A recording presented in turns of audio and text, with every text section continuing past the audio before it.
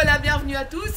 Nous sommes ici accueillis chez Monsieur Renaud Castiot qui a démarré un projet de maraîchage et qui sera donc le premier jalon de nos différentes étapes. Renaud et Anka, hein, quand même. Et ouais, on a acheté cette ferme. En gros, on est installé ici depuis octobre. Ben, moi, je suis le maraîcher, Anka, elle travaille à l'extérieur. Donc, maraîchage, 1,2 hectare en tout, bio, très peu mécanisé, en vente directe. Donc, vente directe, ça veut dire beaucoup de diversité parce que je vends par panier. Donc, chaque semaine, il faut que ce soit un peu différent, etc. Donc, c'est des petites séries qu'on cultive.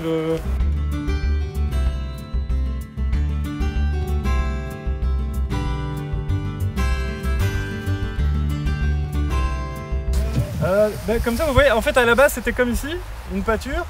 Et donc, depuis octobre, on est arrivé. Donc, petit à petit, je colonise l'ancienne pâture pour la transformer en maraîchage.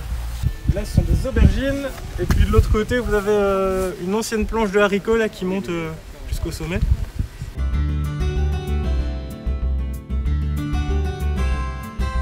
D'essayer de replanter des terres agricoles. Protection de l'eau en premier et biodiversité qui suit. Il y a une trentaine d'essences différentes, sinon je vous dis la plupart, on a de la bourdaine par exemple. Alors ce qui est amusant avec la bourdaine, c'est qu'en fait c'est un alcaloïde et donc en fait les chevreuils en raffolent.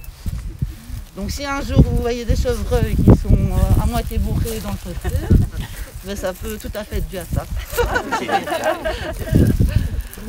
Et parmi ces éléments de réseau, il y a évidemment le réseau de haies et la plantation d'arbres massivement qui est encouragée. Alors comme l'a dit Thérèse, on met en place une série d'outils pour arriver à cet objectif qui est très ambitieux. 4000 km, c'est à peu près 10% du réseau actuel de haies.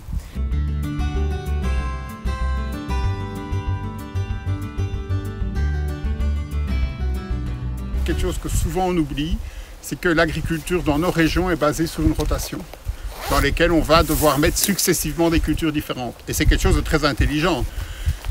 Pourquoi faire des rotations? Parce que ça permet d'éviter de faire des ponts pour les parasites d'une année sur l'autre, ça permet de valoriser différents horizons du sol, ça permet d'utiliser différents éléments du sol. Dans ces rotations, il y a souvent une betterave ou une pomme de terre, ici une betterave derrière nous, il y a des céréales, on met parfois aussi des colzas.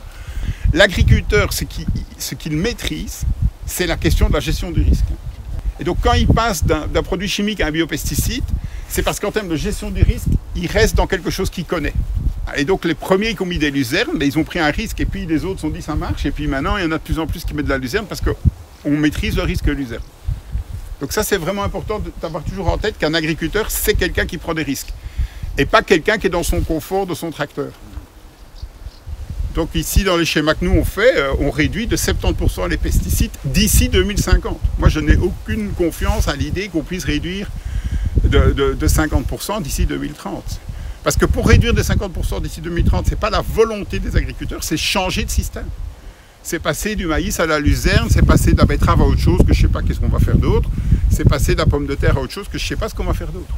Donc c'est pas simplement dire on va en mettre moins, c'est changer des systèmes agricoles, c'est ça toute la difficulté.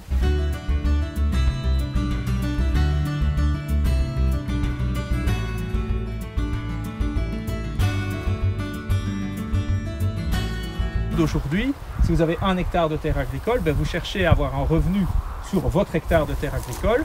Si 10% de votre surface est consacrée à autre chose, même si cette autre chose est fondamentale pour les équilibres environnementaux, est fondamentale pour la biodiversité, etc., il n'empêche que vous avez, vous, cette perte de revenus. Et donc ce régime vise à compenser en fait cette perte de revenus pour les agriculteurs qui s'engagent sur une partie de leur territoire agricole, à faire un certain nombre de choses du type de ce genre de choses, donc des bandes à vocation par exemple de fleurs des champs, donc pour retrouver la diversité des fleurs des champs dans les cultures. Pour tout ce type de choses, les agriculteurs obtiennent une rémunération. En Wallonie, environ 1 agriculteur sur 2 qui a recours au programme. Eddy, c'est quelqu'un qui est très novateur. Il y a des bandes qui sont anciennes, mais il y a encore récemment, il y a encore une plantation agroforestière d'une ligne d'arbres avec une haie dans une parcelle un peu au nord de Boisseigneur ici, qu'il faut entretenir effectivement. Mais chaque année, il faut aller couper les chardons, couper les rimeks.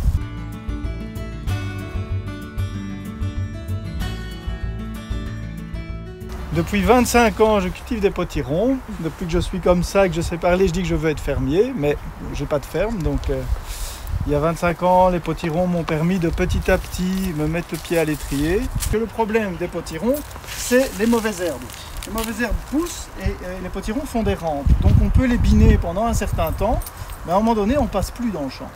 Et donc ici, on a trouvé la bonne formule qui est d'utiliser du plastique biodégradable. Donc ça, c'est du plastique qui est agréé en bio, qui est fait à base de fécule de maïs qui est certifié sans OGM. Ça, c'est le cahier de charge du bio. Ce plastique biodégradable, on l'utilise parce qu'on a une machine qui est capable de le percer en plantant les mottes de potiron. En une journée, si on fait une énorme journée de travail, à 3 ou 4 personnes, on plante le champ qui est là, avec la machine. Eh bien, on se lance dans un projet qui est du maraîchage diversifié, mais avec la particularité que ceux qui viennent directement cueillir sur le champ.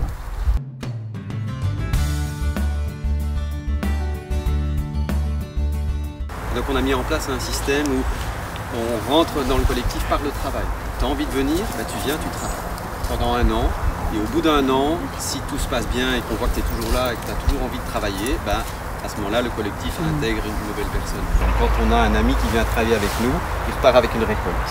Et donc on détermine la récolte du jour divisée par le nombre de personnes qui ont travaillé. On a divisé les potagers en différents jardins. Et puis il y a des responsables de chaque jardin. Donc il y a 2, 3, 4 personnes qui s'occupent du jardin courge. Pas qui s'occupent, qui travaillent les jardins courges, mais qui imaginent, qui planifient le travail dans les jardins courges.